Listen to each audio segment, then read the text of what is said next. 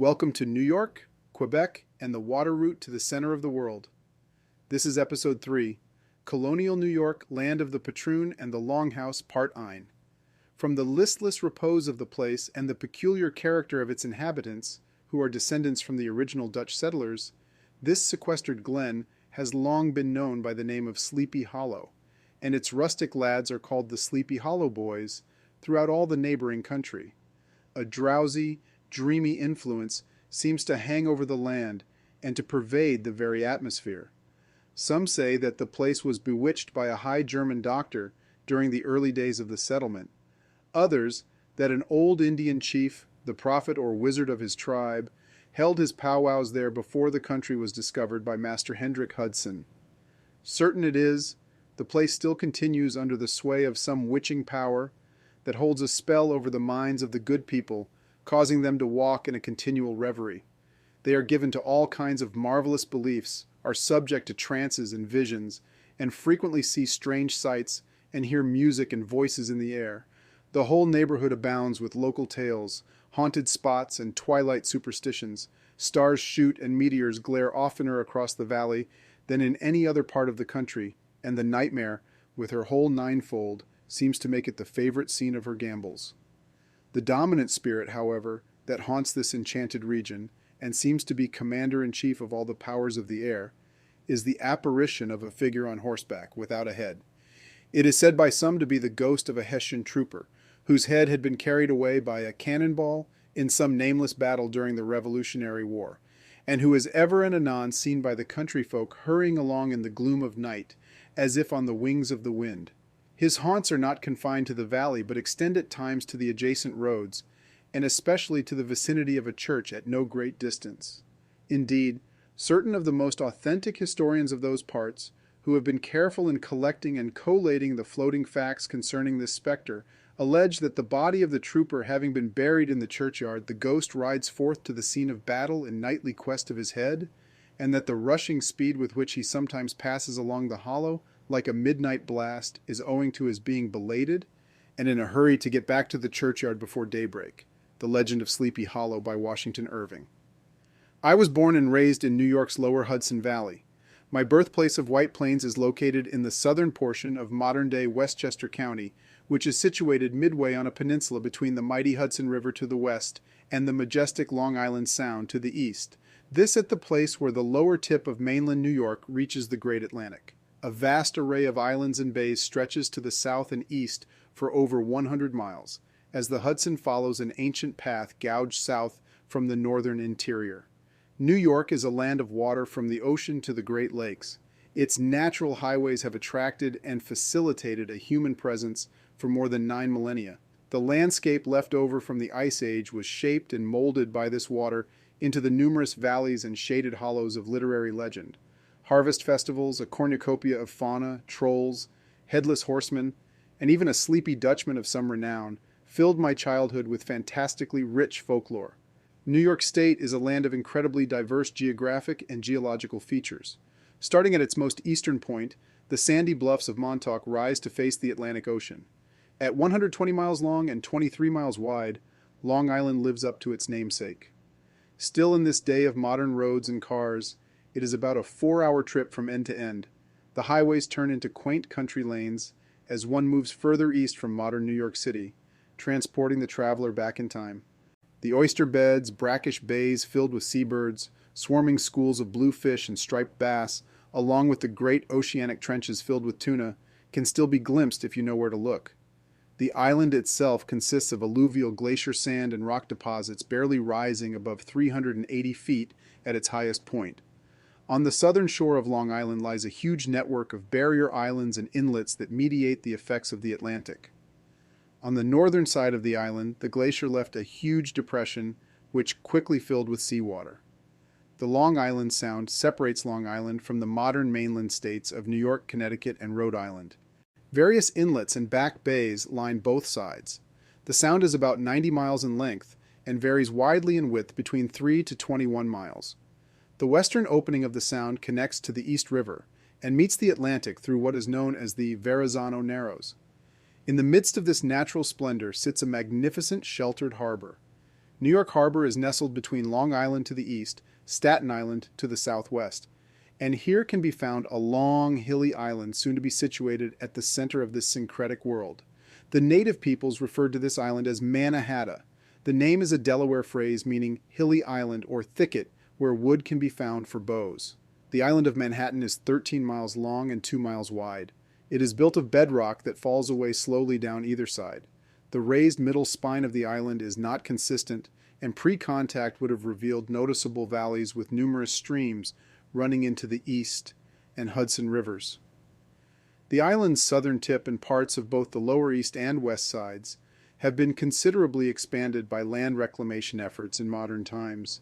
As one moves north on the island, the elevation increases and the island narrows into a neck with towering cliffs above the Hudson. On its eastern side, powerful currents made passage up the East River a difficult proposition, but its lower stretches would provide excellent anchorage, and it's this location that would eventually be the site of New Amsterdam's bustling docks. Separated a few hundred yards from the mainland by a tidal creek, now known as the Harlem River, Manhattan was a rocky fortress protected by a watery natural moat. Stretching north up the west side of the island was a mighty river filling in deep glacial canyons. Called the North, Orange, and eventually the modern-day Hudson, the river starts in the high peaks of the Adirondack Mountains and flows 315 miles south into New York Harbor. Let's take an imaginary trip up the Hudson. Sitting in the protected harbor between Manhattan, Long Island, and Staten Island, we have two choices. Sailing north out of New York Harbor, one would pass the island of Manhattan on your right and begin to glimpse the mighty basalt cliffs of the Palisades on your left. The modern state of New Jersey, or the Patroonship of Pavonia, would also occupy the view on your left-hand side at this point. The Dutch had settled the riverine counties of modern-day northern New Jersey and formed isolated strongholds of farmsteads in the hilly terrain of Bergen County. Passing the northern tip of Manhattan, one could glimpse the boiling waters of Spuyten Duyvil, or Devil's Whirlpool, at the point in which the Harlem River met the Hudson. The dangerous tidal currents caused many ships attempting the passage into the East River to flounder in the rocky shoals.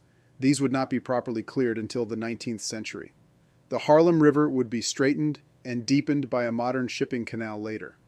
The shallow tidal creek that would have been glimpsed during our narrative period was the site of a Dutch folkloric legend. The mighty moss bunker guarded the passage across. A chimera of man and fish, the creature was said to drag unsuspecting travelers to their doom under the swirling muddy waters. This would become the main site to cross on foot north out of Manhattan and would become the location of the Kingsbridge, the main route taken by the Broadway, or modern Route 9 that starts at the foot of New York Harbor. Back on the Hudson and sailing north, one would glimpse parts of the modern-day borough of the Bronx and the city of Yonkers. It was here where the Nepperhand Kill or Sawmill River met the Hudson. This will be the center of the Phillips's family manorial lands. The river's width stays constant until the Tappan Zee, or Sea of the Tappan people.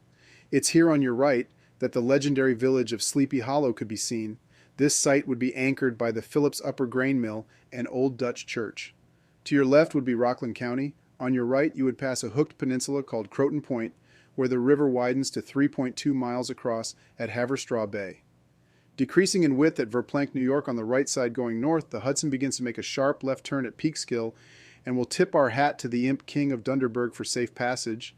A sharp right at Bear Mountain and then a sharp left at West Point would bring us to the Wind Gate, or northern exit from the Hudson Highlands. Moving further north, the river widens a bit again at Newburgh on the left bank and Beacon on the right. The river narrows as one passes Poughkeepsie to the east and widens again at Kingston or Wiltwyck on the western bank. Wiltwyck, or the future Kingston, would act as the gateway to the Catskill Mountains. Wiltwyck wasn't referred to by the ill-sounding name of Wildtown for nothing. It was a small stockaded village developed at the tail end of Dutch rule, but would be the site of some of the most intense combat the colony of New Netherlands would witness. The river continues to narrow as we make our way north, but retains its brackish water composition until Beaverwick, or the future Albany.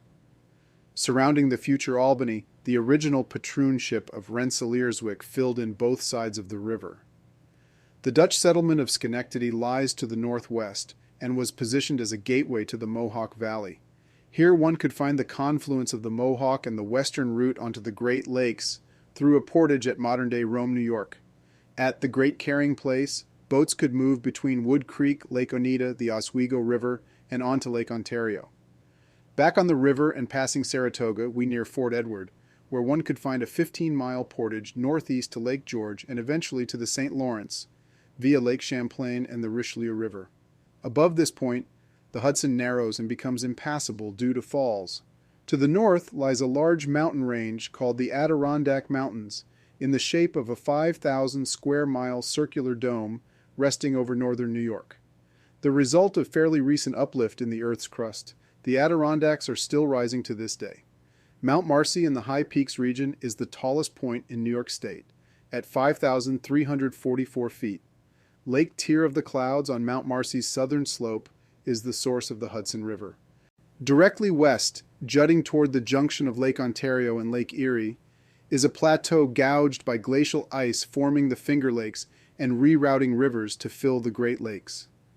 This fortuitous act of nature completed the all-important waterway link to the west. It was upon these waterways that the English explorer Henry Hudson mapped out what would become the new Dutch colony of New Netherlands in 1609. It would flourish for almost 60 years, stretching from the shores of Long Island and up the Great North River to the trading post at Orange or modern-day Albany, New York, and southwest to Delaware and east to the Connecticut River. It was centered around the small city of New Amsterdam, founded on the tip of Manhattan. Adrian van der Donck, an aide and scout to the Patroon Van Rensselaer, painted a beautiful picture of this land. The mountains to the north of Rensselaerwyck loomed like a dreamscape. The forest beggared imagination, so much so that practically the whole country is covered in it. Yet the winters were of such ferocity that the entire expanse typically froze over every December. April and May were the finest months because the trees were in bloom and the woods full of sweet smells. We have ripe strawberries that grow wild in the fields. In autumn above the highlands, advancing northernly, the weather is colder, the fresh waters freeze. The Dutch Republic that would give birth to this new colony was a newly independent democratic experiment, born in the Calvinist fires of the Reformation and battle tested against the might of the Spanish Habsburg Empire. Led by a democratic confederation and a body called in the States General, the Dutch had achieved de facto independence since the late 1580s. Toleration was a policy that furthered Dutch economic aspirations and built upon their strong maritime history. This combination of realpolitik and a wealth of institutional knowledge in commerce and warfare would allow the Dutch to transform the Atlantic world by transitioning imperial goals from controlling trade to management of commodity production, according to historian Wim Klooster. The Dutch would seek to supplant the empire of their former Spanish overlords and imprint their unique cultural attributes on the lands they conquered in the New World. Dutch forces couldn't penetrate the vast interior of the Spanish Empire in order to seize the source of the hard bullion that filled Habsburg coffers, so they began to populate the fertile littoral land with a plantation society based on African slavery. Dutch merchants were becoming familiar with this system from the outer Caribbean islands, abandoned by the Spanish and the West African slaving factories operated by Iberian powers. The Dutch East India Company, or the VOC, would help establish the modern concept of triangle trade and familiar pattern of exchange in an ever-escalating war of conquest, fueled by the profits of sugar from about 1600 to 1670. New Netherlands would grow to become an administrative center of the Dutch New World Empire, connected to islands like Curaçao, Dutch Brazil, and colonies like Berbice on the wild north coast of South America. In 1596, the first recorded Dutch slaving voyage landed 130 Angolan captives in Zeeland. This human cargo was seized from a Portuguese vessel that was now fair game due to the union of crowns in Iberia. The Portuguese would become prime targets for the Dutch in the slave trade, and eventually even the plantations of Brazil itself would fall into their hands. Those in bondage owned by the WIC in New Amsterdam would also come directly from these same interdicted Portuguese slaving routes. The 130 enslaved Angolans were freed when it was discovered that all were Christians based on previous contact with the Portuguese. This, according to historian Linda Rupert. It was into this hyper-partisan atmosphere that an English sea captain by the name of Henry Hudson had first proposed a voyage over the northern top of the globe to cut travel time to China. Early English exploration of the North American coastline and founding of a colony at Jamestown in 1607 helped provide a rudimentary map that Hudson could develop to begin his exploration inland. Native contact had provided stories of vast northern oceans that could be used to access the interior, and now we most likely think they were referring to the Great Lakes. The Spanish had claims to the Carolinas, and the British were firmly ensconced in New England. But the area between the Delaware River and New Haven, Connecticut, had been sparsely claimed by a European power by the start of the 17th century. Hudson was hotly pursued by the French as well, but the VOC was convinced that this new river route spoken of by local natives must be explored. A colonial venture that was safe from Spanish attack could serve as a naval harbor and entrepot for inland commodities to be sent on to Europe. Sugar products could also be sold here and food grown to feed slaves of the Caribbean. On April 4, 1609, Hudson and a crew of 16 set sail for the New World on a ship named the Half Moon. Hudson followed a route pioneered by English Captain John Smith, which saw his tiny ship arc across the North Atlantic until sighting Newfoundland in July and staying within sight of the eastern Atlantic seaboard by passing Cape Cod at the beginning of August. Hudson sailed until he reached the mouth of the Chesapeake Bay on August 18th. Here he would reorient himself and move north up the coast until he reached the mouth of the Delaware River on August 27th. He was the first European to explore the Delaware, but the bay presented dangerous sandbars, and the Half Moon could proceed no further upriver, hugging the New Jersey coast until they rounded Sandy Hook on September 2nd and sighted what is now known as New York Harbor one day later. Upon landing on the southern shore of Staten Island, Hudson's men were met by the local Delaware-speaking peoples. Historian Russell Shorto recounts a generational encounter tale, finally written down in 1801. A large house of various bright colors was seen floating on the water. The newcomers were dressed in red coat, all glittering with gold lace. Hudson and his crew made the rounds of Brooklyn, Staten Island, and the New Jersey coastline. Finally settling into New York Harbor, one of Hudson's crewmen wrote, "The river is a mile broad, and there is very high land on either side, just as likely a channel into the other side of the world that one could hope for." Sadly, this new river would not turn out to be a channel to the east, but still provided access to the interior for more than 150 miles. The upper river valley was populated heavily by dense villages made up of longhouses constructed of circular bark. Natives were killed in minor skirmishes, mostly downriver nearer to the coast, as Hudson kept a keen eye out for a hot commodity back in Europe. The land was filled with furred animals of every kind and especially beaver. Mohican tribes that he had encountered up the newly named North River demonstrated a wealth of pelts and signaled there were plenty more to be found. This is all Hudson needed to sell the new colony to investors interested in feeding fur-hungry Europe.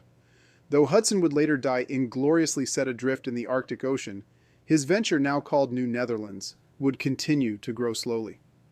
At this point in our narrative, I wanted to introduce a quick aside.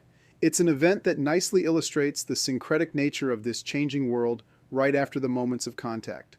Juan Rodriguez Way is a 50-street stretch of Broadway in Upper Manhattan, named after the island's first non-native settler.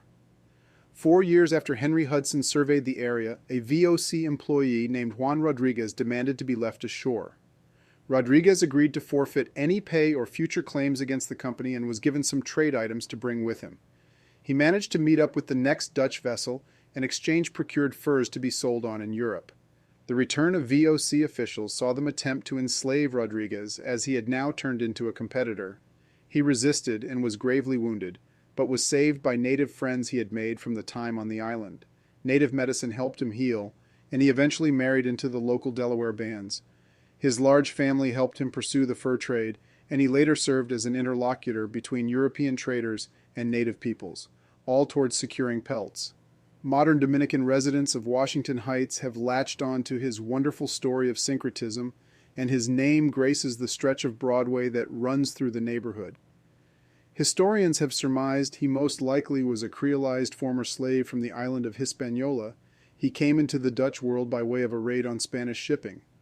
Juan's story connects the birth of New Amsterdam to the wider geopolitical situation of the Atlantic Basin and gives us a good insight into this rapidly developing syncretic world. Up the Great North River, Beaverwick was founded in 1614 at the present-day site of Albany, New York. The previous year, several Dutch scouts had encountered the powerful Iroquois League and committed to a covenant chain. This peace agreement stipulated the mutual cooperation of the two peoples and would serve to bind the powers at Albany to the League for more than 150 years. Though Beaverwick only contained 50 residents 6 years later, the pelts had begun to flow. Still, the Dutch hadn't realized the true extent of Iroquois League power and made the mistake of disregarding the earlier covenant chain to ally with the Algonquin-speaking Mohicans against the Mohawk.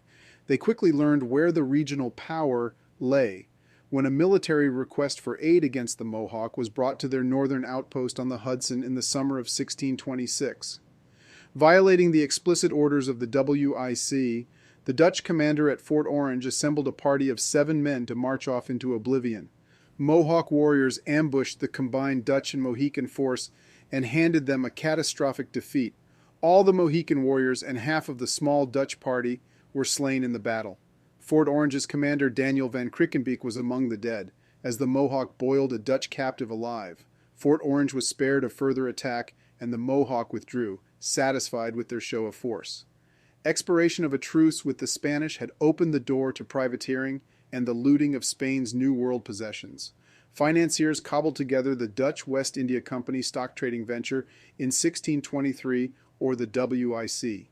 The company intended to use the northern port as a repair and restock point on the journey back across the Atlantic to Europe. They also envisioned the fertile hinterland providing food for the sugar-rich colonies of Brazil and those in the Caribbean. Dutch colonists struggled to develop a stable colony on what is now Governor's Island.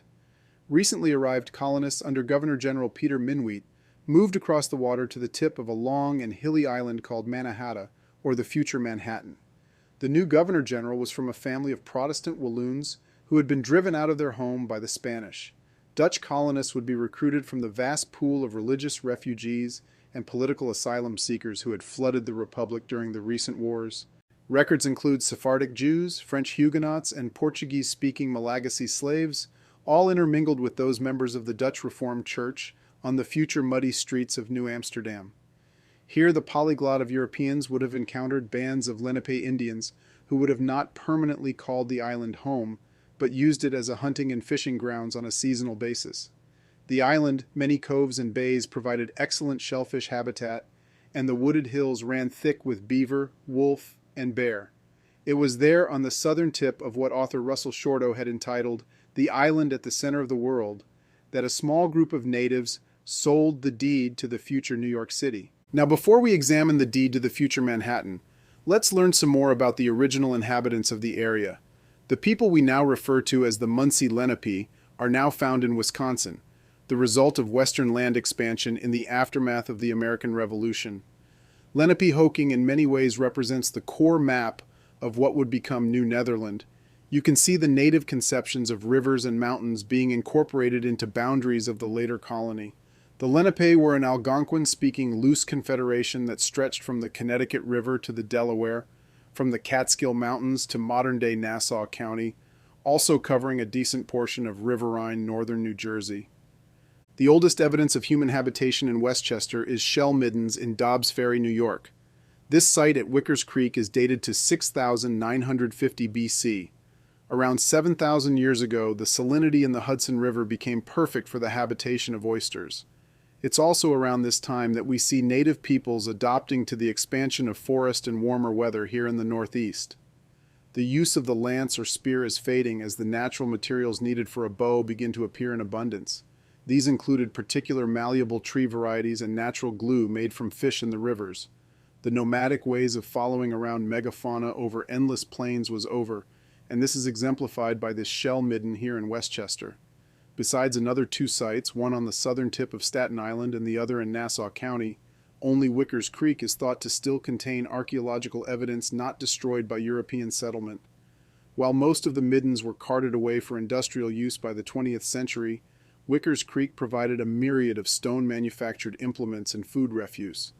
The Munsee called this area of Dobbs Ferry Weechquaesgeck, meaning at the end of the swamp. Many variants of the Munsee word muskeg or swamp graced New York. The Harlem River was even called Kilmucoda, or Swampy River by the Dutch early on. I just had the wonderful opportunity to tour this midden via an invitation of the Friends of Wickers Creek Archaeological Site, and it is astounding. Currently hidden behind a condominium complex in the Metro North tracks, this oyster midden had to be 100 feet tall and at least double that size in width, but it's hard to grasp, as the entire hillside might likely be an unexplored part of the midden. The entire mound was held together with roots and countless layers of shells tumbling out of the hillside. The Munsee would have arrived here in the fall to gather oysters and hunt the fattened deer along the creek bed. This area was just a base camp, with a more permanent village up the hill on Route 9.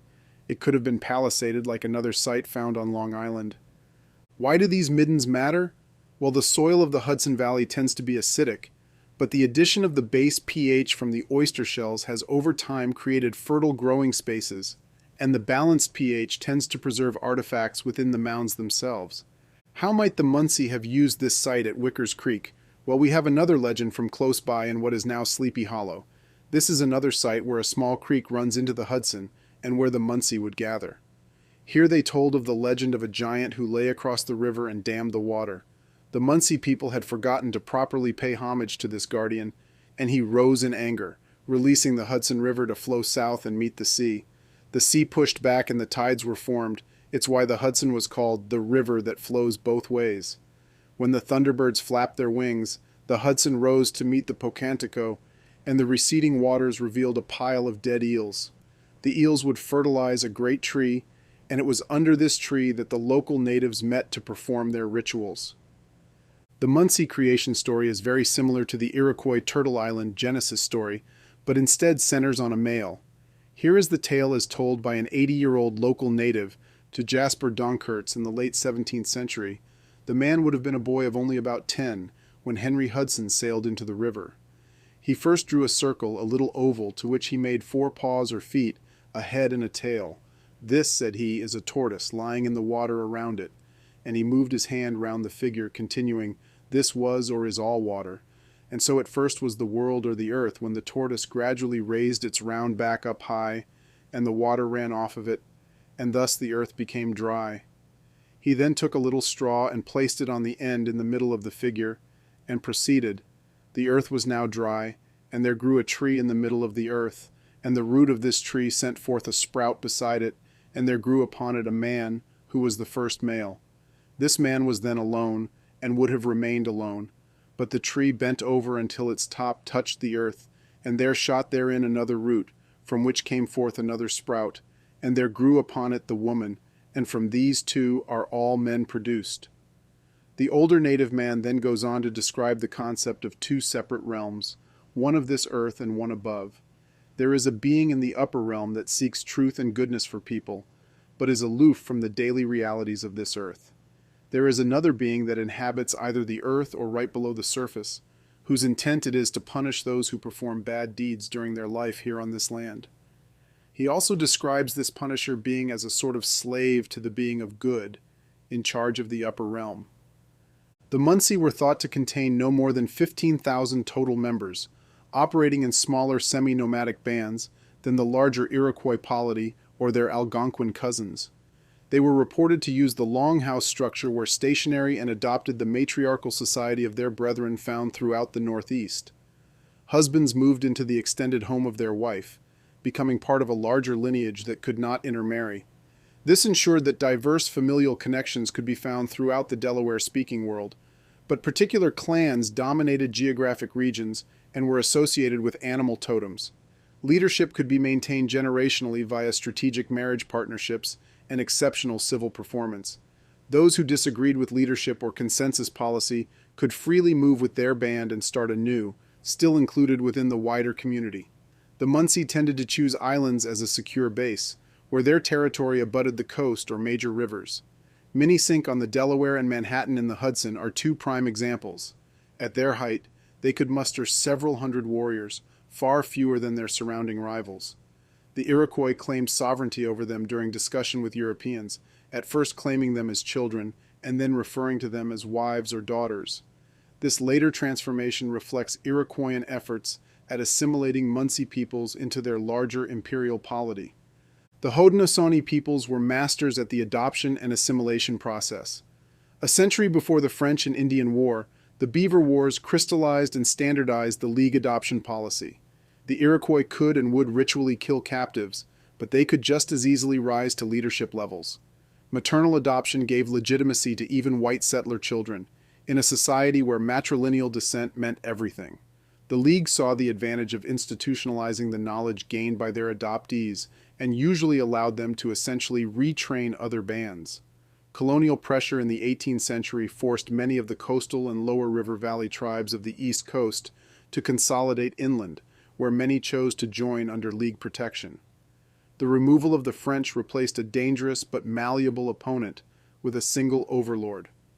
Pontiac's rebellion waged in the West and saw part of the League split with the Western Door Seneca and their allies fighting in support of control over the Great Lakes trading routes.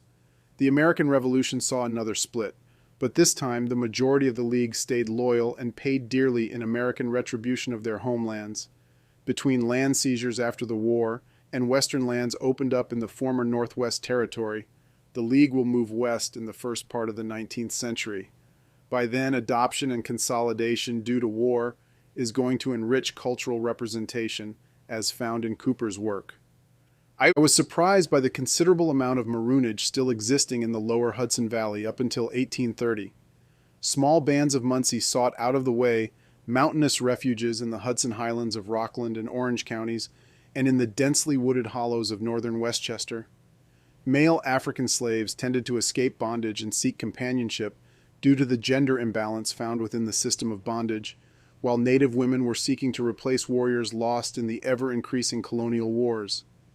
It was a mutual system of alliance that drove the intense blending of native and African groups. By the start of the 18th century here in the lower Hudson Valley, historian Robert Grumet describes native society post-contact here in the Hudson Valley.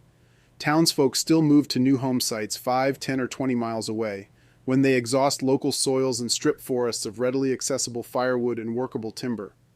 Although much remains the same as it was for hundreds of years before contact, a person visiting this community during the early decades of European contact will notice changes. Many children have blue eyes and curly blonde or red hair. There are also more graves around than formerly. Epidemics have carried off many of the town's inhabitants. Pockmarks scarring the faces of survivors testify as much to the protection of spirit guardians as to their immunological good fortune. More people seem to live in the town despite the epidemics. Some speak Quiripi dialect used by friends and relatives farther east. Others speak the language of the more distant Mohican and Susquehannock nations. A few practice what sounds to them like odd-sounding Dutch words and expressions on one another. The place seems to be busy. Many deer carcasses hang from hooks and more pelts than formerly dry on frames. Townsfolk exchange furs, deer meat, and garden produce for Dutch goods. Now traders at Fort Amsterdam, the post built at the tip of Lower Manhattan in 1626, just 15 miles away, offer finished goods like woven blankets, iron knives, axes and awls, and copper pots. Dutch laws, for example, prohibit trade of guns, lead, and powder to the Munsee. They do, however, give them beer, brandy, and wine, also banned by law. Drink makes them part with their goods as easily as it separates them from their senses. Bad feelings arise as colonial lust for Indian furs and Indian desire for drink fuels arguments and encourages abuses. Fights break out and people are hurt or killed.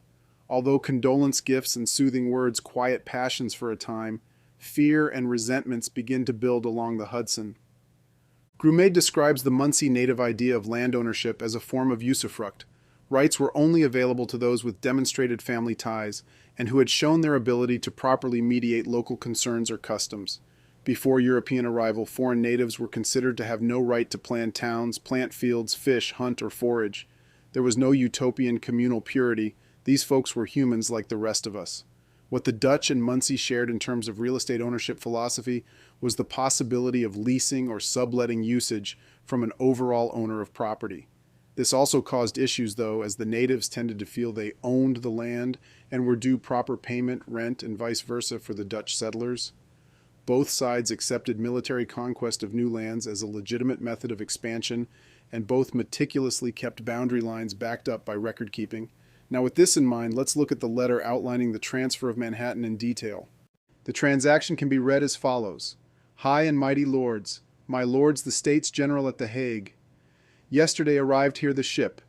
the arms of Amsterdam, which sailed from New Netherland out of the river Mauritius on the 23rd of September. They report our people are in good heart and live in peace there. The women also have borne some children there. They have purchased the island of Manhattan from the Indians for a value of 60 guilders. It is 11,000 morgens in size, 24,000 acres. They had all their grain sowed by middle of May and reaped by the middle of August. They send thence samples of summer grain such as wheat, rye, barley, oats, buckwheat, canary seed, beans, and flax. The cargo of the aforementioned said ship is 7,246 beaver skins, 675 otter skins, 48 mink skins, 36 wildcat skins, 33 mink skins, 34 rat skins, along with considerable oak and hickory timber. This famous land exchange is a sort of New York City birth certificate, as author Russell Shorto styled it. Native view on land possession seems staked to some type of lease agreement through which a diplomatic exchange might be cemented. The local natives would be quite astonished were they refused access for their seasonal hunting and fishing forays they made to the island after the purchase was complete on November 5, 1626. Native agency was actually felt right from New Amsterdam's birth, as the original inhabitants didn't leave and nor were they forced to. Early land deals in New Netherlands included gathering access and even required rent in the form of food supplement to natives. Now the other misconception concerns the 60 guilders, or relative modern value of $24. Besides the obvious difference in purchase power, Shorto points out that most miss the actual text. The text states, value of 60 guilders, as the natives would have no use for the hard currency. They would have been given goods and products that would have equaled in their estimation to 60 guilders of worth. Shorto's research has found that many local deals for the next 20 years were found to equal this value per acre, even between Dutchmen. Goods exchanged in the deals usually included manufactured metal tools, animal pelts, and farmland produce. While a lively trade in land and animal pelts was developing, a poorly maintained fort and several hundred colonists clung to the southern tip of Manhattan Island. The precarious position of the colony was improved slightly under the leadership of Peter Minwheat. Houses were constructed along the faint outline of the future Broadway. The route followed a native trail northwest and would later be developed into the modern New York State Route 9. One can now drive from the tip of Manhattan to Canada following this ancient path. The poorly constructed fortress stood astride the harbor on the footprint of the modern Native American Museum and would never be able to stand a proper European siege. The Dutch settlers were not as numerous as their English neighbors to the north or south, but what the Dutch lacked in manpower or static formidable defense, they made up for by the freewheeling composition of their society. Their concentration on the economic aspects of the colonial venture allowed New Amsterdam to experience a tiny trickle from the tsunami of ideas and peoples flowing forth from the Dutch Republic experiment.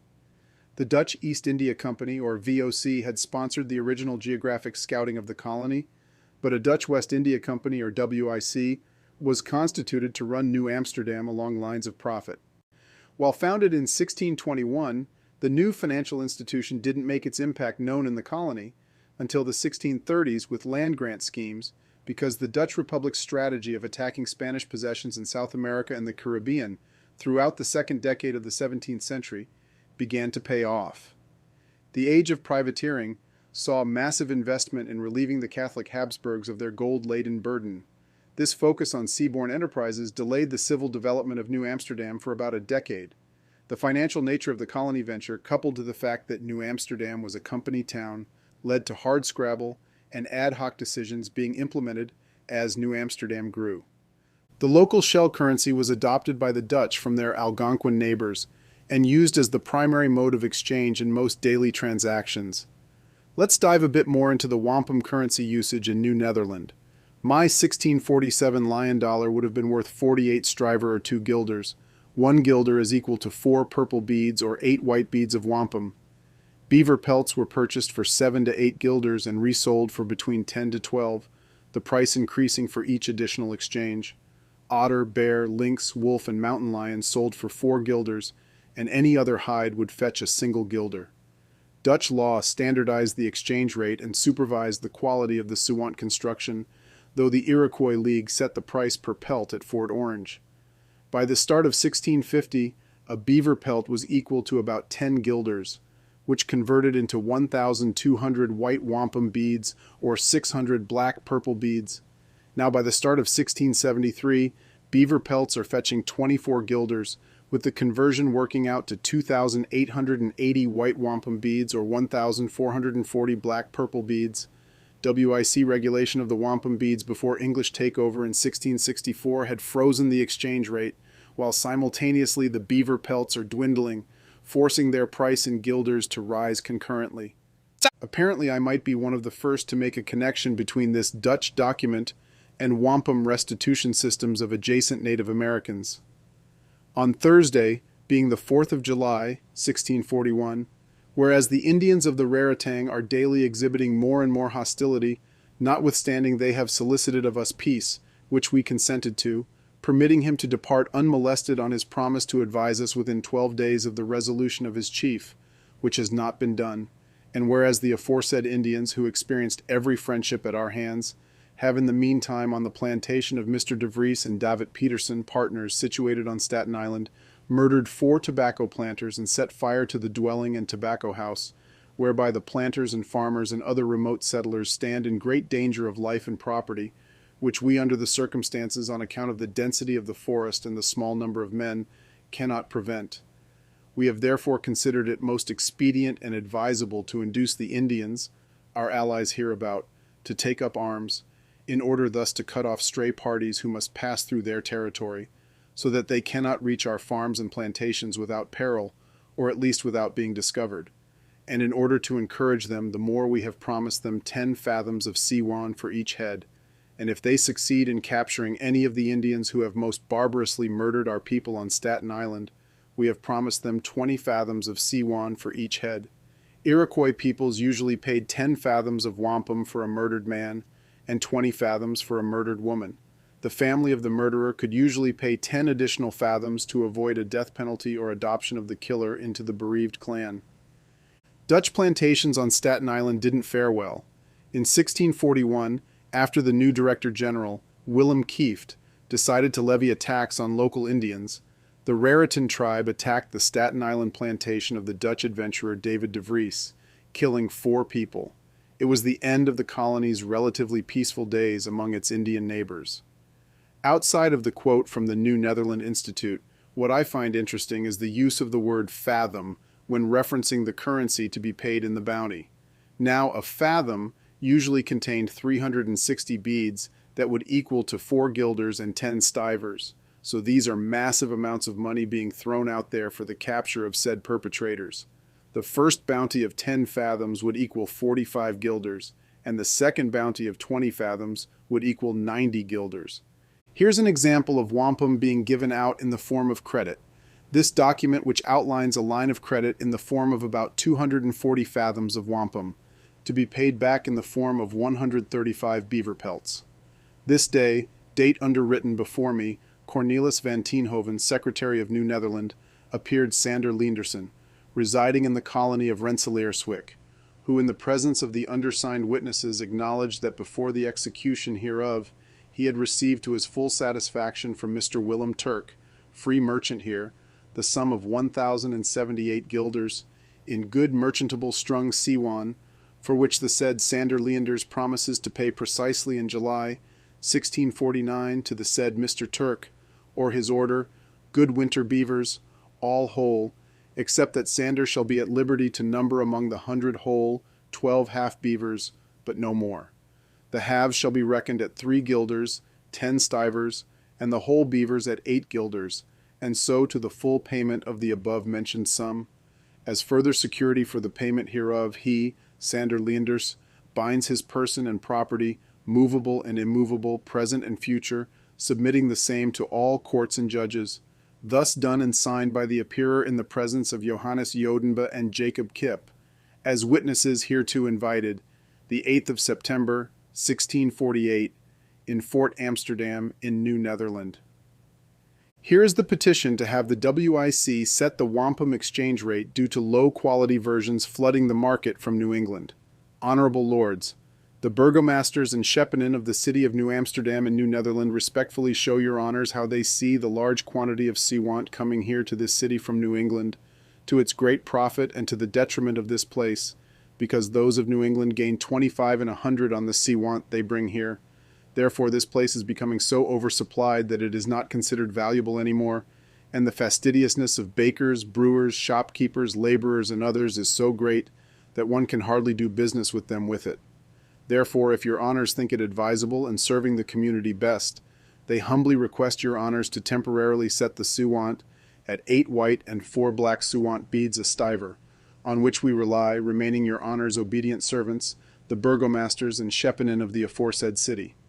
Lower stood, by order of the honorable lords burgomasters and schepenen of the aforesaid city, was signed Johannes Nevius, Secretary Doon in Amsterdam and New Netherland, the 19th of September, 1658. To increase the profits and populate New Netherlands further, the WIC implemented the Patroon system. Essentially, this was a land grant system that required the receiver to populate and develop tracts for settlers. The development of Patroonships around Manhattan, Staten Island, Long Island, and the Hudson Valley would not go unnoticed by the English crown. The dangerously inconvenient geographical position of the colony, wedged between Virginia to the south and halting Puritan southerly advances from the north, caused much distress amongst English subjects. Dutch control over the Delaware, Hudson, and Connecticut river valleys was seen as an affront to British commercial interests by denying them access to the fur-rich northern interior. The geographic value of New Amsterdam was becoming undeniable by the 1630s, as it commanded one of the longest inland waterways in the Northeast, directly linked to the ocean. Access from the Northeast interior to the center of the northern Atlantic colonial world was quickly becoming a valuable attribute to the burgeoning young colony. The post at Fort Orange, or the future site of modern-day Albany, was the key to Dutch access to the fur trade. Situated near the confluence of the Hudson and Mohawk rivers, which led west toward the Great Lakes or north to Canada, Fort Orange was fast becoming a lucrative fur trading entrepot. Beaver pelts, and especially the underlying layer used for felt, were a must-have accoutrement for any European on the make. Trading forays and diplomacy were essential to maintaining the goodwill of the Mohawk and larger Iroquois confederacy. Astonished at the great sophistication of their government structures and neatly laid out villages replete with longhouses, the Dutch continued negotiations with the League as to the price per pelt. French incursions from Quebec had provided the Iroquois with the leverage needed. Over the winter of 1634, the League strong-armed Dutch agents into a set price for each beaver pelt procured. Shorto provides a translated native chant sang by the assembled confederation to mark this new commercial relationship. The white man is a magician. He has leave to go around to all the Mohawk, Oneida, Onondaga, Cayuga, and Seneca to go lie safely among them. This is a useful thing for the Iroquois League. Through the song, we are able to glimpse the foundational moments after contact and witness native agency governing these early transactions. Downriver New Amsterdam was growing by 1630, helped by the willingness to serve as a clearinghouse for both legal and ill-gotten loot taken by privateers in the Caribbean basin. After early disagreements amongst the governing board of the WIC concerning the value of patroonships, the first major land grant was doled out to the Dutch diamond merchant Van Rensselaer in 1630. Patroons were required to supply their hereditary estates with colonists over the age of 15 to become tenants. In exchange for populating the colony, they retained judicial jurisdiction, the right to found churches, vital record-keeping duties, and received feudal dues. All of this was laid out in the 1629 Charter of Privileges and Exemptions, which was ratified by the States General. The charter allowed for a 10-year tax holiday for any tenants willing to settle, but refused the right of movement during that time period to encourage growth. Trade was sanctioned with New France and New England, but a 5% export tax must be paid first. Tenants could not sell anything produced without first offering it to the patroon, as the lord was required to front the cost of basic infrastructure. The charter also required that any land claimed by natives must be bought and not seized from them. In addition, patroons gained the right to use slave labor imported by the WIC on their landed estates. The company was also made responsible for the defense of the patroonship and their inhabitants. Estates were claimed from the Delaware to the Connecticut River, and even down in the southern Caribbean to Brazil. Most would soon be underwater financially speaking, or subject to attack by enemies. Only those in the Hudson Valley region would survive the British takeover, albeit in different legal form. The Rensselaer family would outlast the Dutch and British eras and mark the end of their rule in upstate New York almost 200 years later. This first patroon would never set foot in New Netherlands, but nevertheless chose his grant wisely. His land sat astride the North or Hudson River and surrounded the village of Beaverwick, or the future Albany. After paying the local Mohican residents to move off their land, Rensselaerswyck had more than 100 residents by 1641. The Patroon system gave the colony some initial hope, but New Netherlands was facing growing pressures. The English pushed south from New England to settle at Hartford in 1636 on the Connecticut River, and a ghost from the past returned to haunt them by challenging WIC claims to the Delaware. A disgraced Peter Minwheat had been exiled in 1632 for allegedly helping Patroon lords skirt taxation through illegal import regimes. He returned to North America in 1638, but not in the service of the Dutch. He returned at the helm of a small Swedish fleet that sought to exploit the light settlement footprint of the WIC on the Delaware. Settling at modern-day Wilmington, the Swedes would challenge Dutch claims for another 17 years in the region.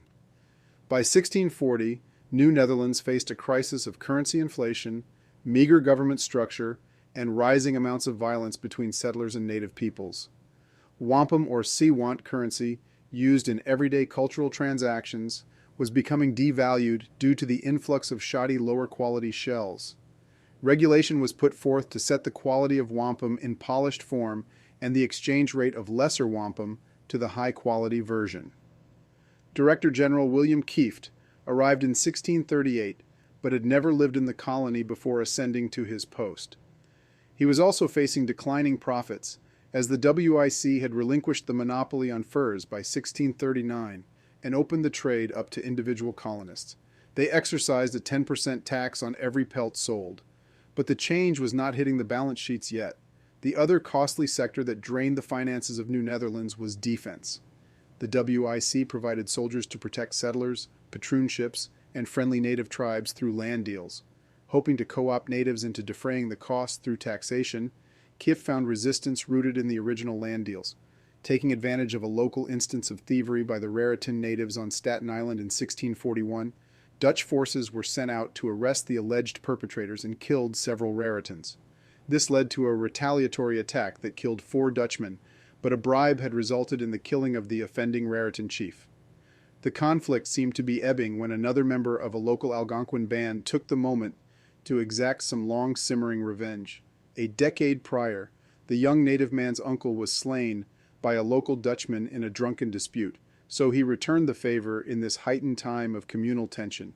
The killing gave the Director General all the motive he needed to launch large-scale attacks against local Algonquin bands in the lower Hudson Valley. Author Russell Shorto describes this moment as when the first popularly chosen body in what would become New York State came into existence. The war called for popular effort and great physical exertion on the part of the Dutch colonists, so an advisory council of 12 leading settlers was chosen. The council was tasked with justification and persecution of the war effort, but sought a diplomatic approach instead of violence. They agreed that those natives involved in recent crimes are both subject to and should face Dutch justice under the laws of the colony charter.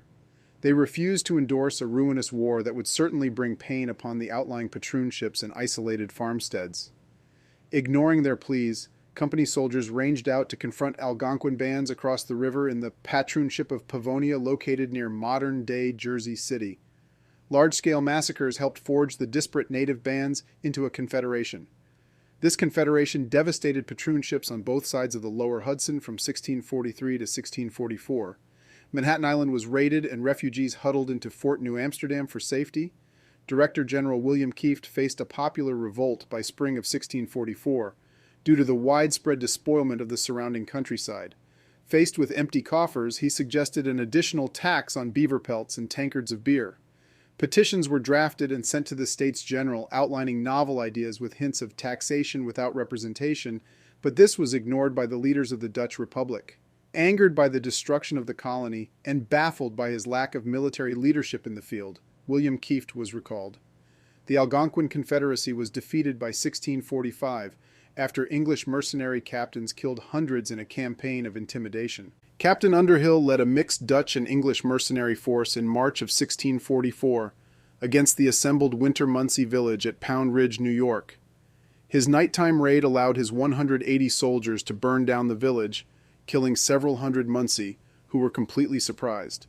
The next month, the Dutch Colonial Council writes the following in their minutes: whereas Mamaroneck, Wapgorin, chiefs of Kitchtawank and Mongochkonomi, Papanoharo of Wekwaskek and Nokpim, as well as the Wappings, have come to Stamfort, asking Captain Underhill to appeal to the governor of New Netherland for peace, promising now and forever to refrain from doing harm to either people, cattle, houses, or anything else within the territory of New Netherland. Also that they will not come on the island of Manhattans as long as we Netherlanders are at war with other heathen, except in a canoe before Fort Amsterdam, and whereas they likewise promise to do their best in looking up for us Pacham, therefore we promise not to molest them if the aforesaid chiefs and their people strictly observe what is herein before written, and they may cultivate their lands in peace as far as we are concerned, in confirmation whereof some of their prisoners are restored to them, done in Fort Amsterdam in New Netherland the 6th of April. English immigration was lending a helping hand to the colony because of the Puritan conflict roiling England. English Puritans sought refuge in the Netherlands, with some migration occurring from disaffected splinter groups in New England. My 10th great-grandfather on my mother's paternal side was a Dutch-aligned Hempstead town official on eastern Long Island. Richard Gildersleeve had become an important man on the governing council of Hempstead, elevated by Stuyvesant himself. He would go on to support the English takeover in 1664. A 1649 document sent to Stuyvesant by Richard confirmed the town had received the New Netherland commissioners. Gildersleeve then wrote the Governor-General in early 1657 on behalf of Hempstead, pledging to perform the aforementioned civil duties required by his membership on the local council. The third document I have is a letter written by Peter Stuyvesant recommending the election of my ancestor Richard Gildersleeve to the position of magistrate in 1661. Anne Hutchison is the most famous of the religious dissidents to call New Netherlands home. She was killed during the conflict with the Algonquin Confederation started by Governor-General Kieft at her home in Pelham Bay. Today she is memorialized with both a parkway and elementary school named in her honor in the area. English settlement would continue to grow and eventually make up 20% of the entire population of New Netherlands. This group was concentrated on the eastern end of Long Island and filled a temporary need for manpower, but their dubious loyalty would soon become apparent. It's at this time in our narrative where I'd like to provide some deeper insight into the societal development and structure of life in New Netherlands. Let's start with some descriptions of New Amsterdam by historian Gene Zimmerman. Manhattan has the shape of a herring. Originally a rather narrow herring, its perimeter having not yet been bulked out by the landfill that would come to comprise 1/3 of the lower island. The herring's pointed head faced south as if it would swim out toward the Atlantic Ocean. The settlement of New Amsterdam stood square on the fish's head, with streets laid out over a fraction of the island's 22 square miles of rock, lakes, streams, and forest. In the summer of 1659, a nearly unbroken carpet of green stretched across all of Manhattan and the land masses that had encircled it, mainland New York, New Jersey, Long Island, and Staten Island, punctuated by a handful of farms across the wider landscape and a few scratched-out streets at the island's base. Zimmerman also gives us a wonderful picture of the cityscape itself. Here New Amsterdam had a population of about 2,000 and boasted one hospital, one bake shop, one grist mill, one midwife, one church, and 21 taverns. Many of the cramped and smoky tap houses huddled close by the harbor along a section of Pearl Street called the Strand. There shipwrights plied their trade and restored weather-beaten craft. Walking west along Pearl Street brought one into the heart of town. A newcomer could reliably find a mason, cooper, or glazier here. The blocks radiating from the Strand housed many of the town's mechanics, laborers, and craftsmen. Carpenters, hatters, and tailors operated out of home workshops in the area. Representatives of seaborne trades like gunners, sailors, pilots, and supercargoes also lived shoulder to shoulder in this crowded harbor. Trade goods were hoisted by crane to second-story storage areas and warehouse complexes straight from the canals. On Sundays, settlers would gather for worship in the Dutch Reformed Church, tucked safely inside Fort Amsterdam, situated on the tip of Manhattan. Here, parishioners and soldiers alike would fill the collection plate with sewan or wampum. This shell currency of the native Delaware was adopted and widely used in every economic facet throughout New Netherlands. New Netherlands had a legal marriage structure similar to British coverture, in which a wife would subsume her identity outside of the household under the auspices of the husband. Dutch law also included another form of marriage called usus. Essentially, this was a prenuptial agreement that separated the previous wealth of two partners and maintained the legal individuality of each. The Grand Philips dynasty was built upon such egalitarian societal opportunities found under New Netherlands law. The educational standards of the Dutch left their mark on the colony of New Netherlands and its successor state of New York. The Dutch Reformed Church and local municipalities partnered to offer education for 6-year terms on average. The wealthy and business elite would continue education after the age of 12 in both language and math. The first paid instructor arrived in 1624, and Peter Stuyvesant later provided educational instruction to the children of WIC Company slaves. At the tail end of New Netherlands' existence, 66% of men and 49% of women in Albany could sign legal documents with their name. 50 years later, and that number had risen to 86% for men and 50% for women in English New York. Large schools existed in Albany by the 1740s. Several hundred mostly Dutch-descended boys and girls attended lessons. The New Netherlands Dutch held on to a strong tradition of kindermaal. This celebration of the newborn child and parents doesn't exist in modern-day Netherlands. An entire day of downing oliekuchen, Dutch donuts, and drinking a strong hot brew of Madeira, sugar, oats, and raisins commenced to mark the occasion. Delivered by a professionally trained midwife on WIC Company pay, infant mortality still ranged between 30 to 40%. Celebrations were therefore always in order. Karl Karmer shared his descriptions of some popular games played in New Netherlands. The first game is called cat clubbing and consists of a cat imprisoned in a cask and suspended from a rope. The participants would throw wooden clubs at the cask until the winner freed the cat. The second one is called pulling the goose, and this consisted of a goose hung upside down with its neck greased. Suspended by rope across the road, a rider would gallop at full speed and attempt to pull the goose free.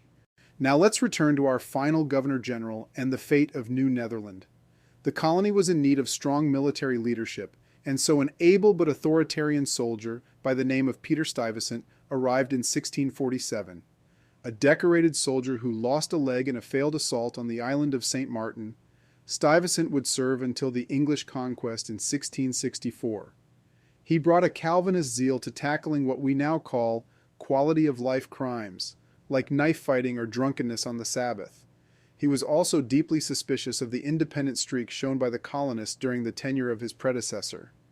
In the words of Shorto, Stuyvesant was smart, deep, honest, and narrow. He had little knowledge of intellectual currents in the wider Dutch world, let alone the wider European world. The situation had the making of a showdown. This confrontational approach would color the entirety of Stuyvesant's director generalship and leave him without friends when true danger to the colony finally came calling. He insisted that the previous popular councils exercised illegitimate power and packed a new council with 8 of his supporters. His power cemented, Stuyvesant sought to come to a truce with the New England colonies. He then pivoted to the upstart Swedish colony to the south. The Swedes had reinforced their colony on the Schuylkill or Hidden River. Stuyvesant rebuilt and restocked Dutch forts in an effort to build a power base from which a future attack would come from. His authoritarian style led him to be at loggerheads with even his own hand-picked board or council. Board members sought to counter his self-described princely powers by petitioning the States General to grant municipal status to New Amsterdam. In 1650, a ruling was issued giving the city its charter and making the civil council the ruling civic body. Stuyvesant worked hard to settle and preserve a border. This was agreed upon in conjunction with the leaders of New England in the Hartford Accord of 1650.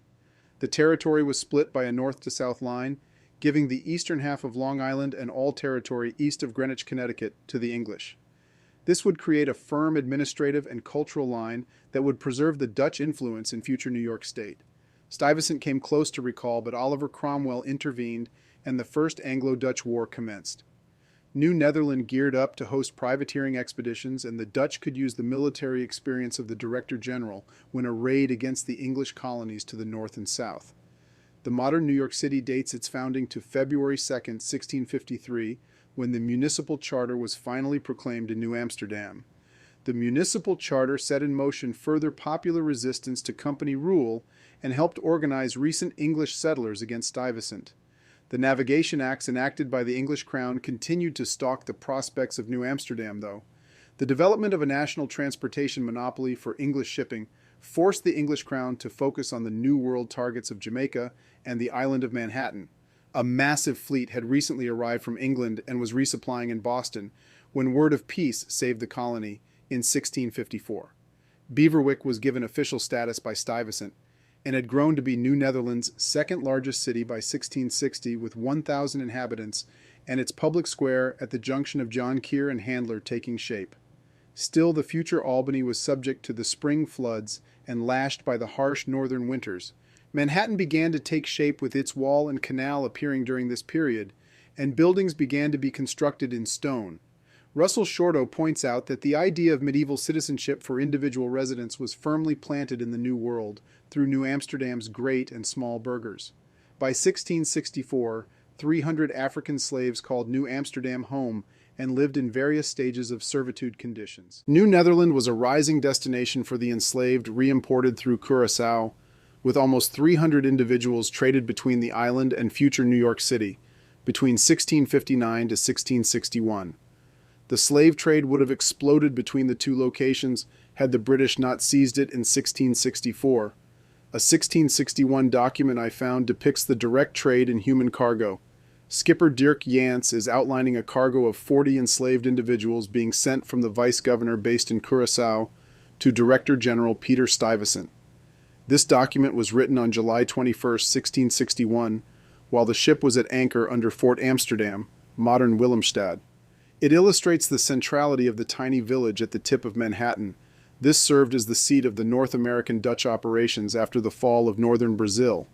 You can glimpse Curaçao's rapid transformation into a slaving reimportation entrepot and the expanding role New Netherland was poised to play in this exchange of human commodities.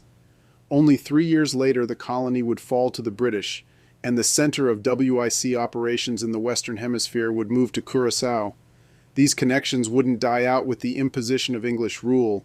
The Dutch merchants would continue to leverage their skills and contacts within this global trading network. They will use the accumulated wealth to transform themselves into landed gentry of the Hudson Valley. Peter Stuyvesant sent 11 recalcitrant Esopus natives to be enslaved on the island of Curaçao after the defeat of the tribe in the spring of 1660. This grisly aside is yet another example of the connection between the southern island and New Netherland. The document below is an order signed on June 29, 1660, and details the enslavement of Esopus war captives and the agreed transportation to Curaçao. The enslaved Esopus warriors would have been sent out to work on the rural plantations of the WIC.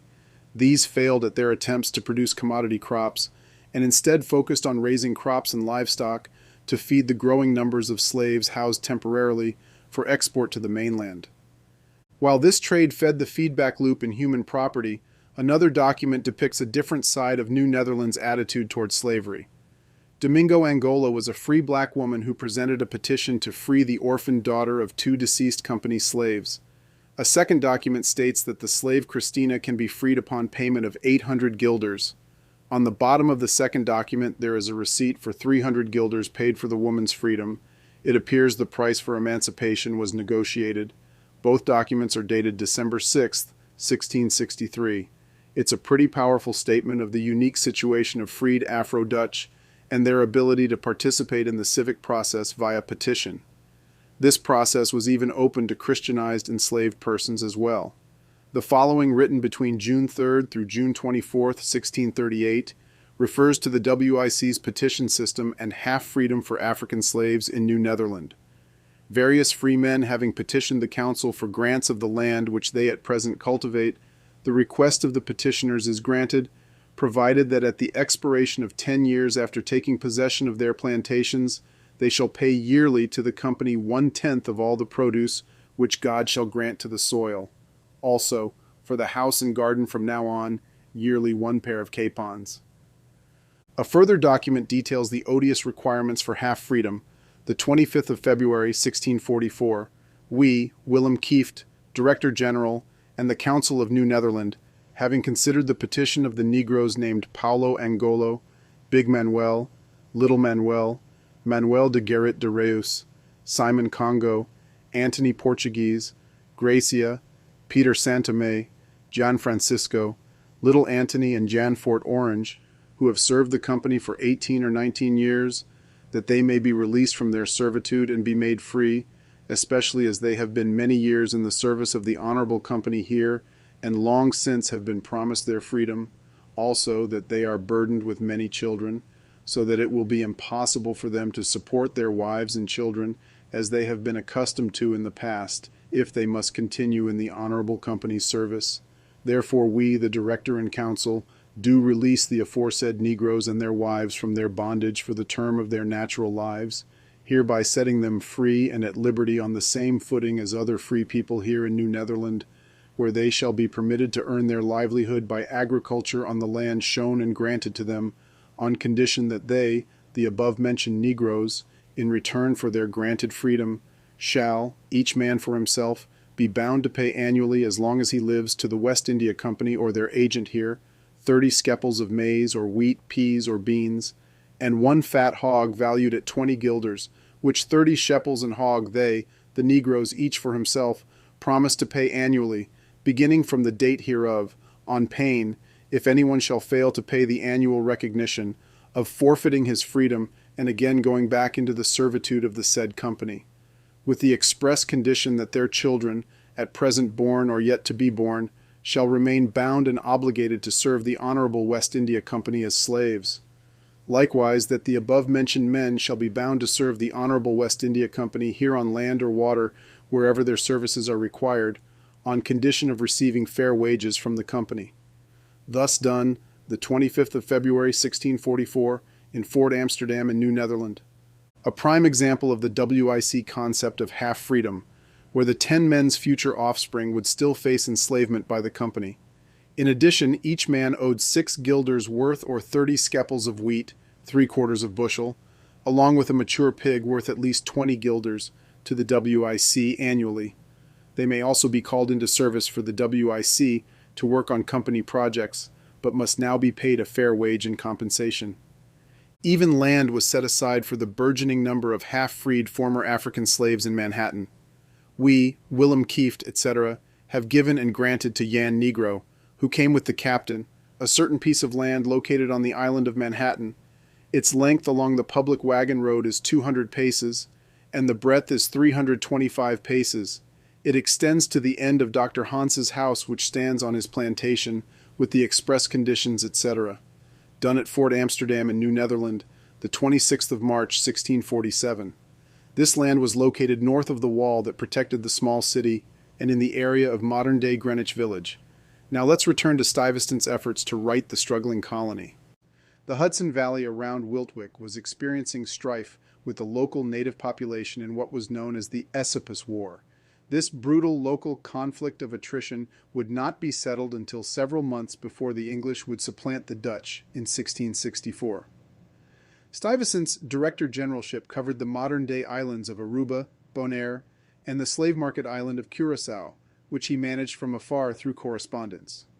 He commanded a fleet that forced the surrender of New Sweden and secured the Delaware River Valley in 1655. The next conflict with the English began in 1664. King Charles intended to end the inconvenient geographic position of the Dutch. He would ensure the navigation acts were respected by Southern English colonial shipping and gain access to the interior fur trade. 3 English warships and 300 men rallied discontented English settlers on Long Island. Outnumbered 2 to 1 and facing a full-scale rebellion on the island, Stuyvesant climbed the ramparts of Fort Amsterdam to resist, but was forced to relent, as the leading citizens of New Amsterdam called on him to surrender.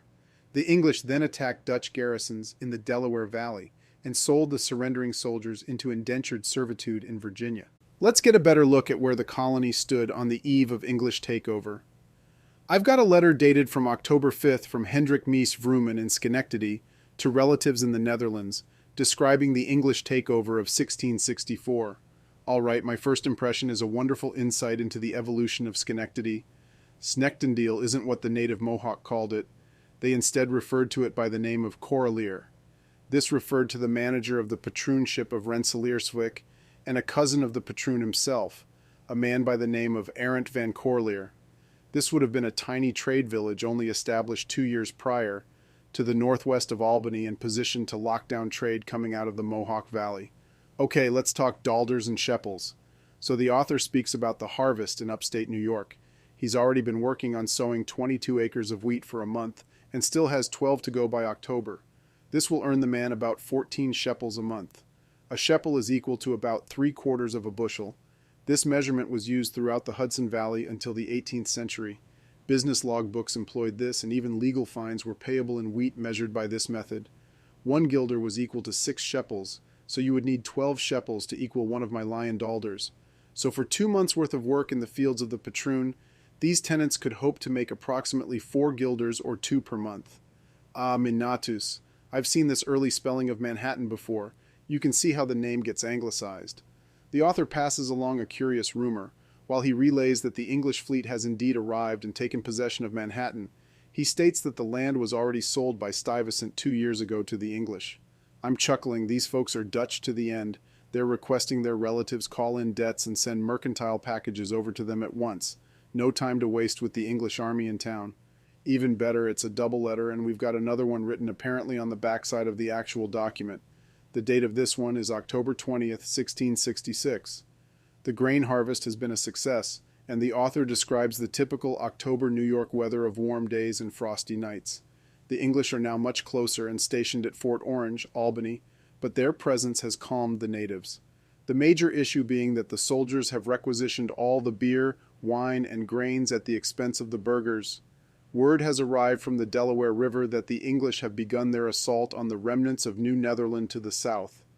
Here is another letter translated by Charles Gehring concerning the same Peter Mace Vroomen of Schenectady to his relatives back in Holland.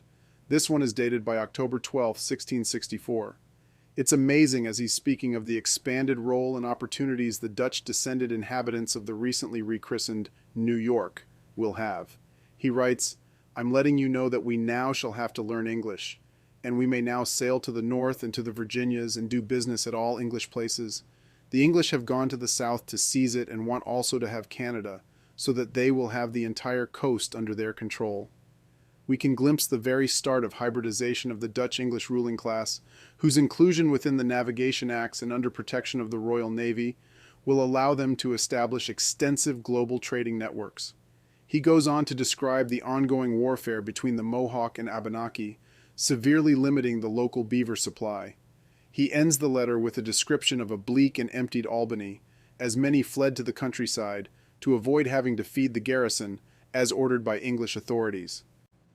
Though New Netherland would be briefly reconquered in 1673 by the Dutch, their rule in North America had come to an end. The Dutch allowed the English to keep what was now known as New York in exchange for Suriname in 1664. During the Third Anglo-Dutch War, the Dutch arrived again in New York Harbor in 1673 with 600 troops and 8 warships.